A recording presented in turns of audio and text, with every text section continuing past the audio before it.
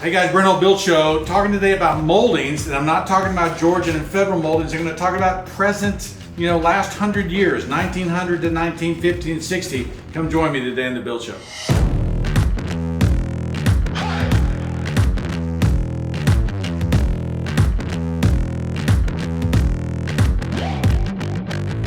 Okay, so here's the deal. I talk a lot about Georgian Federal moldings. I got all these crazy moldings up here. We don't really do that anymore, right? Unless you're building a very traditional Georgian or Federal house, this may not be appropriate. So someone on YouTube, thank you, I can't remember who did, said, hey, what about present day moldings? What about more recent moldings after 1900? Here's what the deal is, okay? If we look at moldings 1900 to 50, 60, something like that, we go through kind of three different time periods of building styles, okay? 1900 to 1920, arts and crafts, okay? This is the craftsman bungalow prairie style houses that are so popular, right? From 1920 to 1940, we go through period revival. That's when the, English revival, French, Mediterranean, and colonial revival is all very popular. Colonial revival is very popular in that period. After World War II, okay, because World War II is this groundbreaking time period that changes everything, okay? You can watch my Levittown videos or something, how building changes. And then we go into the ranch period up into the 1970s.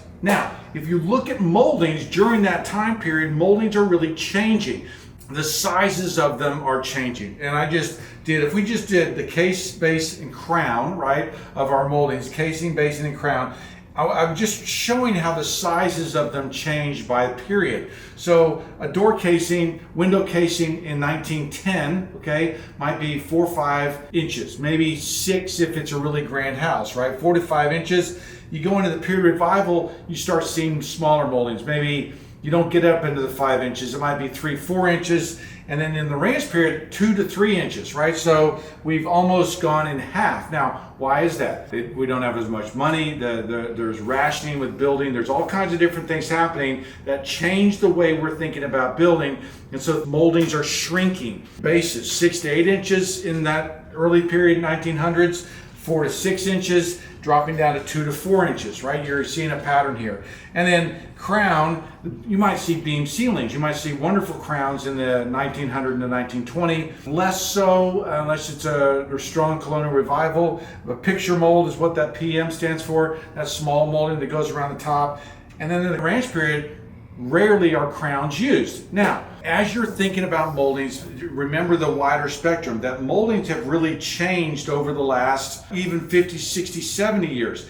And that classical tradition of having a doorway punctuated by moldings, right, being framed by the moldings, can't happen if our moldings are 2 to 3 inches in width. We need bigger, stronger moldings. So the first, lesson here is that bigger moldings are better. They punctuate, they define, they are more common earlier in the 1900s. Now, I just want to show you kind of some visual representations of it. I got some molding catalogs here. This is a 1914 Curtis molding catalog. Look what's happening here. These are grouped by style, but look at that, okay? That is a modern molding package. Look how strong and sharp those edges are. This is a purposeful lack of clean design. And so you see this there's a picture rail, but you see this simplified moldings. Now, the moldings I designed for Kukin and Windsor both kind of copy and manage this kind of molding details, but the classical craftsman, right, which is very popular, where you just have the 1x, and then you might have a header with the molding at the top. Those are very popular during that time period. There's the header that goes across your windows and doors. There's a plate rail, right? The molding casing, the leg would come up and run up under the bottom of that. They actually have a windowsill here. So moldings were big. They were strong. This door casing is probably 4.5 inches wide. So long, big, tall, strong moldings, right in that 1914 period of time. If we go to 1927, okay, so before the Great Depression is in 29, you still have a lot of moldings and stuff, but you're starting to see some period revival things. And so this arts and crafts thing is still popular in the catalogs. Notice the header that we were just talking about around the window, the base, again, in that same style. And then if you look back here, this might be something that would go, notice that chair rail height, how low it is. But there's a very strong Colonial Revival molding package, right? We have a pretty typical architrave. That thing's built out about, this is one of the packages we copied for Windsor as we were thinking about moldings that still work today in homes, still are appropriate. This is a great package. That's very strongly Colonial Revival.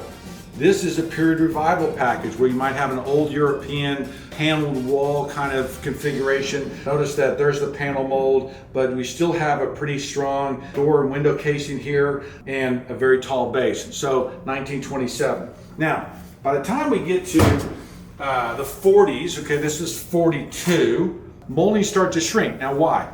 Great Depressions happens in 29. You really go through the 30s where there's really tough things. And so people are still wanting to put moldings in their house, but they've shrunk quite a bit.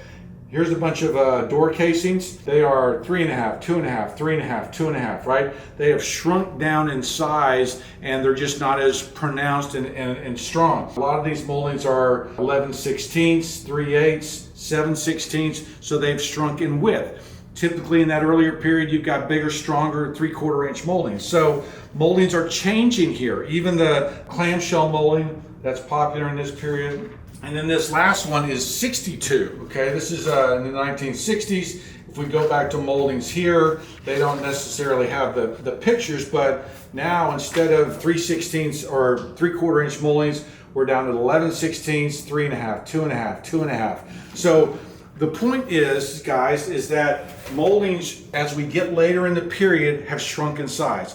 What I'm trying to encourage people to do when they put in good moldings or they have a house and they want something that's not Georgian or Federal, but something that's still within the last 100 years, I wanted them to be in this range. I want them to be door casings 3 3/4 to be the absolute smallest. Just did a video on 8-foot ceilings and kind of how to plan out a room. Strong moldings, 3 3/4 if you have an 8-foot ceiling, but 4 inches is better. A taller base, right? Something strong, okay?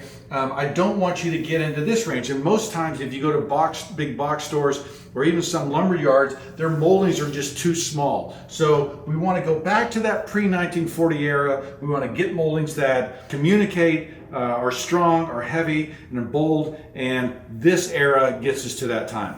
Okay guys, so moldings, right? How to pick good moldings today. You don't have to necessarily have Georgian and Federal moldings. This time period, 1900 to 1940, right before World War II, is a good time period. We still have good design. We still have moldings that communicate.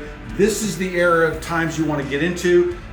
If you're going to try to come up with some rules for moldings today, casings at least 4 inches, crowns aren't as important, a base 4 to 6 inches, right? Those are some of the quick numbers you can use to help you put together moldings that make sense for a modern house. Be sure to follow me on Instagram and Facebook, Hull Millwork Hull Homes. Sign up for the newsletter. If you're watching on YouTube, hit the subscribe button. I'm Brent Hull. Thanks for watching.